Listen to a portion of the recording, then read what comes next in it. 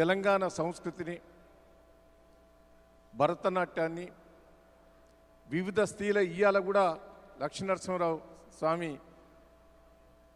పూజలు చేసి పొద్దునట్టు కళ్యాణం చేసి మన సంస్కృతిని బయటికి తీసుకొచ్చిన, అమెరికాలో మీరు ఉండి ఎన్ఆర్ఐలో ఉండి తెలుగు సంస్కృతిని మర్చిపోకుండా మీరు అందరు చేస్తున్నందుకు మీకు చేతులెత్తి నేను మొక్కుతున్నాను కూడా ఈ సందర్భంగా మీకు తెలియజేస్తున్నాను. మీ పిల్లలు, దయచేసి నేను రిక్వెస్ట్ చేసేది, మీ పిల్లలకు తెలుగు నేర్పండి.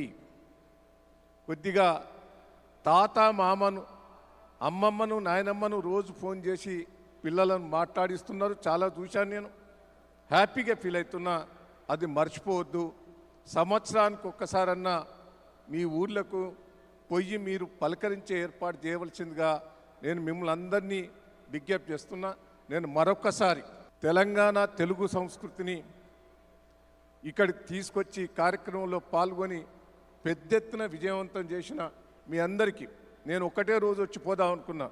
మల్లారెడ్డి గారు అన్నారు, దయాకర్ నువ్వు రా బాగుంటుంది అని అంటే, ఏమో నీ వీలవుతుందో కాదో అనుకున్నాం. కానీ ఒక్కరోజు వస్తామని అనుకున్నా. కానీ ఇక్కడ మీ అందరిని చూసిన తర్వాత 3 రోజులు మీతోటి పడి గడపడం నాకు అదృష్టంగా భావిస్తున్నా. నా మిత్రులు ప్రభాకర్ గారు ఉన్నారు, ఇంకా చాలామంది కూడా పెద్దలు ఉన్నారు. అందరికి కూడా పేరు పేరున కృతజ్ఞతలు, ధన్యవాదాలు. జై తెలంగాణ.